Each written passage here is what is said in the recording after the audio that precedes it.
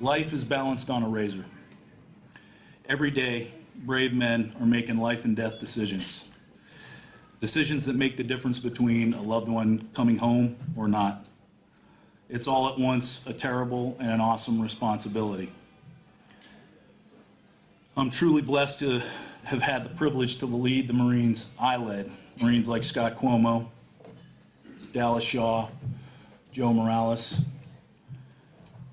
They were fantastic, glorious, filled with life, vigor, and passion. Passion for an organization that is so unique, there just simply isn't one like it on the face of the earth.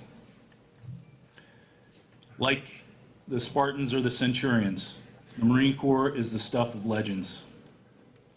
But people make up the Corps, and men make up the infantry. I had the distinct honor of serving many of the men you see here tonight. All of them had an impact on my life and career that is difficult to quantify or explain, try as I might.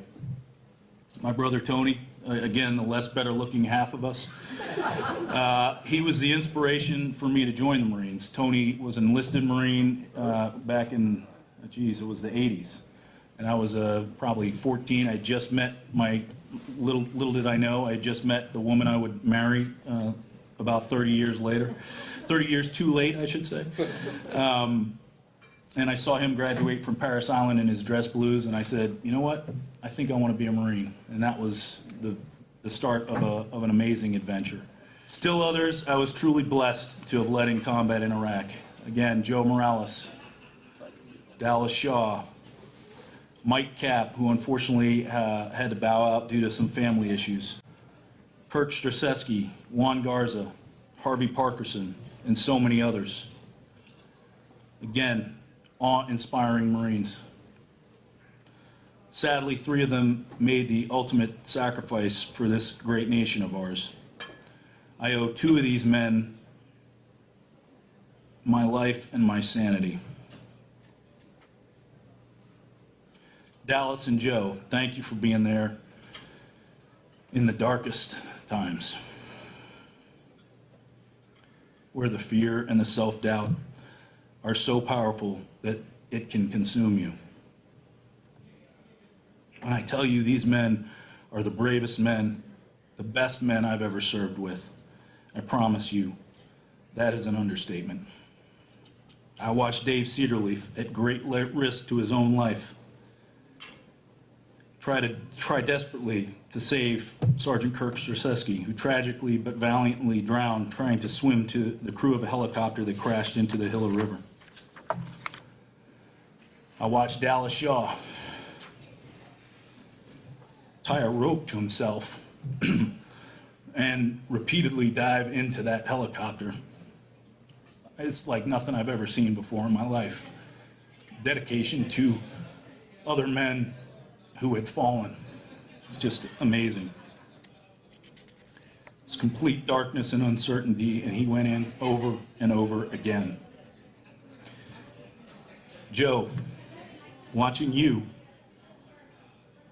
with great care and love I can only describe as fatherly, place our nation's flag over Juan Garza's body and carry him with honor to the helicopter that would begin his journey home. Excuse me. Another amazingly difficult and selfless act of bravery. Scott, watching you, as brave as a lion, with no hesitation, attack a platoon of Iraqi tanks, then shortly thereafter fight through an ambush, was completely awe-inspiring. Watching Mike Cap, used to call him the dancing bear, interact with the Iraqis, demonstrating great restraint while offering a conquered people respect and dignity, most certainly saved the lives of our company, the men in our company, but it also showed a great example to the Iraqis of what American military men are made of. My driver, Cesar Gonzalez, was like a son to me. And while I can laugh about careening off the highway after our Army brethren nearly blinded us as we were driving in blackout conditions, and they had their big trucks lit up like Christmas trees, the time he and I spent together and his selfless devotion to my personal safety is something I can never repay. That's a relationship that's really tough to quantify for people, but you become incredibly close in that environment. You men represent the best this country has to offer, and I honor all of you for your dedication to duty and country, but most importantly to each other. There are several men who could not be here tonight. Some are training people to conduct highly sensitive work. Others are participating in that training, while others are deployed into harm's way again. And when I say again, I mean again and again and again. All of these men have spent long months away from their families, doing things few people will ever hear about or thank them for. I will not mention their names, but I ask that you pray for their success and their safety. Our nation's security most certainly depends on it. And I'm grateful for their service every day. The purpose of the Marine Corps and the military is to fight and win the nation's wars. In the infantry, this is done through training leaders at all levels. Leadership is the essential ingredient that makes Marines who and what we are. It is why, even years removed from the horrors of combat, an environment so intense it forever changes people, we remember each other and our experiences so fondly. We're blessed to have a Vietnam veteran here with us tonight, a Marine whom I've only recently met, but who has inspired me by how honorably and proudly he carries himself and lives his life. Billy, thank you, sir, for being here, and thank you for your example. Thank you for your service. Thank you for blessing our meal. You represent the epitome of the refined, gentle warrior who is forged in the heat of battle. Despite the horrific loss and terrible fear you've lived through, you came out on the other side to live a life devoted to your wife and family. This is the reason Anthony was named after you. This day is as much yours as it is mine. Thank you again for being here. I want to say to Big Lou Baines, thanks for raising my future wife as a strong, patriotic Republican. It's awesome, let me tell you, I got to tell you. To my kids, all you three guys, you three crazy buggers, I love you so much. Thanks for dealing with the deployments and the weekend duties. When you come and watch me do my physical fitness tests and all that silly stuff, thank you for supporting me. Thank you for your pride in my service. And thanks for sharing that with your classmates and friends. I love you, all of you guys very much. Lastly, I again want to recognize and thank my wife. For all the men I've been able to recognize today, there's one woman I will give all the praise and glory to for this day. It's not because she planned the day and is responsible for every exquisite detail you see here. It's not, exactly. You already know she's responsible for all of that, because it wasn't me. It's not because of her incredible beauty and intellect. I could talk about both those qualities endlessly. It's not because she's the hardest working mom I've ever met. On September 23rd, 2016, my life and priorities changed. Throughout many years, my wife and I have known each other, a little over 30 years. She's been with me through some of my life's highest highs and some of the lowest lows. She stuck by me through all of it. She weathered the storm, fought through a lot of mud and tears. This day belongs to you. This day is your triumph. As much as any of you men I've served with are warriors, she is also a warrior. The fight may be different, but no less challenging. Thank you to my beautiful wife. You've helped this broken man repair himself. You led me here with a restored heart and a renewed sense of purpose, and I thank you for that. I love you, and I'm a better man because of you.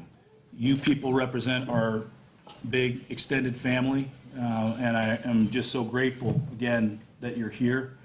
I hope you all get to know each other over the course of the evening. and enjoy a meal together. And God bless you all, and God bless the United States of America.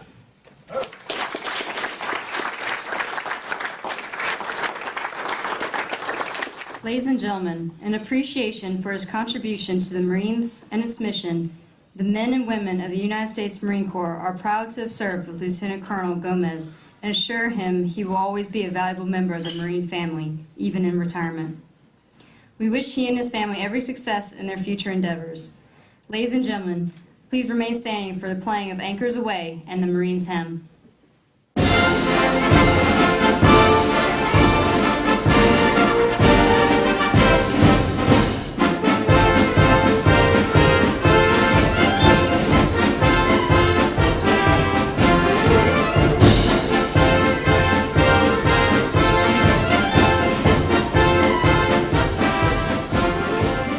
Lieutenant Colonel Scott Kumo will now present the watch.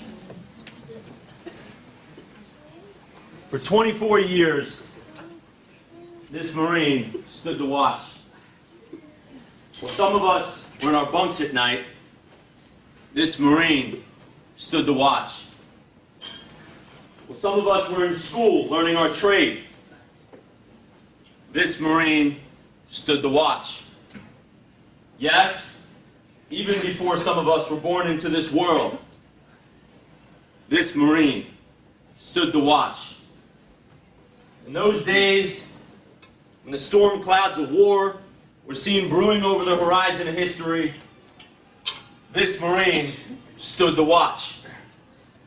Many times, as he cast his eyes ashore, he saw his family needing help, needing guidance, needing a hand to help through hard times. But he still stood the watch. Today, we're here to say, Marine, the watch stands relieved.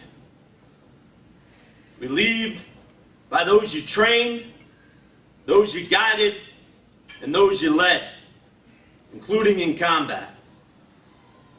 Marine, you're relieved. We've got it.